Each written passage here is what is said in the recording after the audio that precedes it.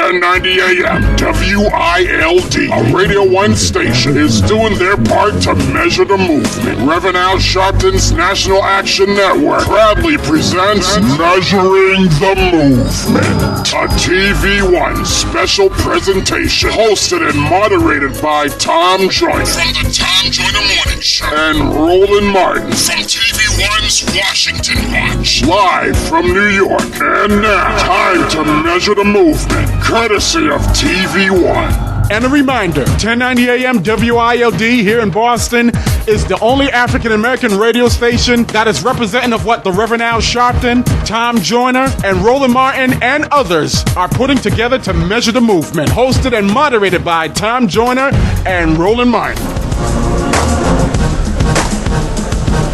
All right, folks, welcome back to this TV1 Specialist Town Hall Forum in First Corinthian Baptist Church in Harlem.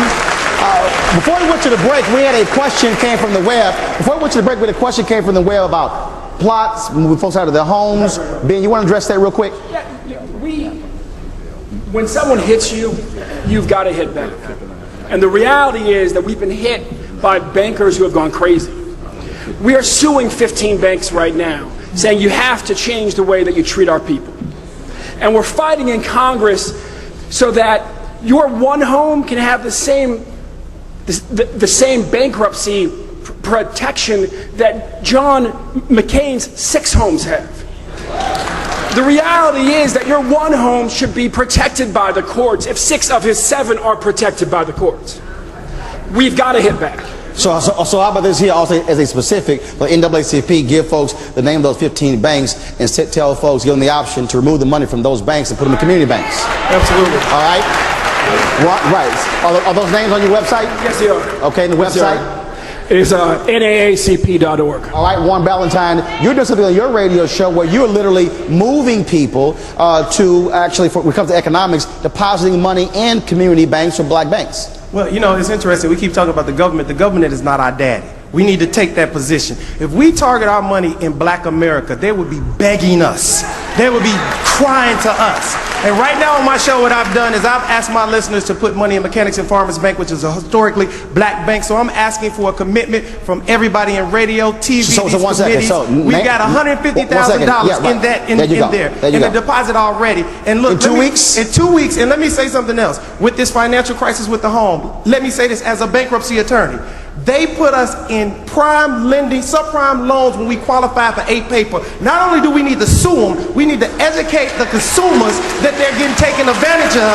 And we need to make these politicians who are getting tax money and donations put money in our black banks, because just like in Africa where they came in and took everything from Africa, they're taking everything from our community and not putting nothing back in it. I want to go to...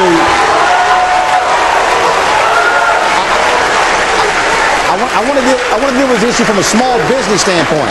So for Harold and Hermine, from a small business standpoint, what must we be doing from an individual perspective, but also a policy standpoint to help small businesses, because that's where our jobs are coming from? Economic distribution clearly was not equal. If we only got 1% of the stimulus money, the money didn't come down. Trickle down is the issue and the problem. The money has got to be executed correctly and distributed correctly. It's one thing to do it in Washington at the top level, but all politics is local. It's got to come. Now, most of the states, I know for Illinois, we're in a deficit, so to give it to them, I don't know if we'll get it. Well, nearly every state broke, so. That's right. I mean, so to give it to them is like, what did you do with it? You might have used it to pay your rent. So it didn't come. So we need the money to come. It needs to go local. It needs to go to the mayors, and I would take it a step further. Take it to the aldermen, take it to the councilmen, and take it to these community organizations. And to the point that he made, the other thing is, let's put some black minority faces at the top. When we see the same faces, we are getting the same thing that we've gotten. To bring about change, you've got to change it. Harold, from a small business standpoint, what must small business do to drive economic power? Is it lines of credit? Is it access to capital to grow? What is it? The biggest challenge is the access to capital. 23 years ago, when we started, it was our home. And talking about home foreclosures, it was our home that set us on our pace to do what we do today. If you take that away, where do you build the wealth? small business is the backbone of the country for jobs. We can hire and we can train and we can send people out with skill sets to become business people if they so choose. But if they don't have the access to capital, they go nowhere. Tamika, I saw a study where it says single black women in their prime in this country has an average savings of $5. So when we talk about economic power, well, what specific do you have to drive that issue in terms of to get folks to save? Because spending from the government is great in terms of getting access to capital, but if an individual doesn't even save, you have no shot at owning a house. Her mic is not on. Boyce, could you use Boyce's mic?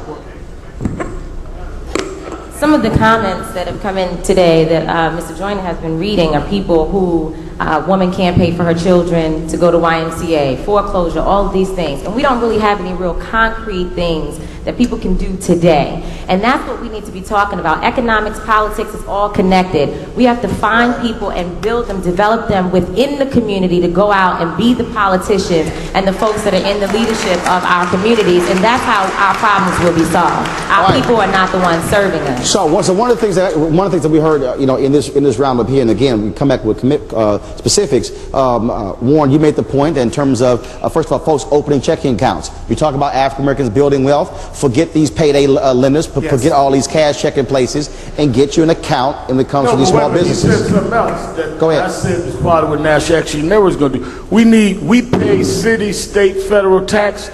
We need to make the city, state, and federal government put some of our tax dollars in the black bank. Right. We already give money to city, state, federal government. Why don't they have our money deposited in our banks? That was right back to small business, because that will present capital in our community to open up businesses and give us opportunities to have employment. And one other thing, and we could give our own mortgages on houses and small businesses. That's exactly right. With our tax money. And yes, across the board, we buy 25% of General Motors cars, 25% of Ford's cars. They don't give us 25% of their budget back. They're not hiring 25% lawyers. They're not hiring 25% jobs. They're not putting 25% of the people on the board of directors. We want respect and reciprocity. They don't advertise with the black press. They have a $3 billion budget, but we don't get 25% of it. Yes, we give you the communication that we have with black America is superior to anything that they can do. Hold on. We're going to a break. Keep it tight, because I will cut you. All right, Tom, we're going to audience comment. When we come back for specifics. So, Tom, go ahead. From blackamericaweb.com, from at Tweet TV, people want to know who's in charge of making these decisions about where the money is going from the stimulus program. Who do we hold accountable? Absolutely. Who's the person in charge of this money? Your comment real quick. And this lady is Dee Dee Strom. Dee Dee, your question? Yes, real quickly. $5 has been determined to be the net worth of single black women in America. What changes to public policy must be made to help improve our financial condition? All right, good question there. When we come back, folks, we're going to also, again, go back to specifics in terms of the commitments that folks are going to make. We heard a whole lot, but now the next part is, what are the folks here going to do to make that a reality to achieve economic equality when we come back? Stay tuned for more of Measuring the Movement, and stay with NewsTalk 1090 AM WILD Boston, where information is power.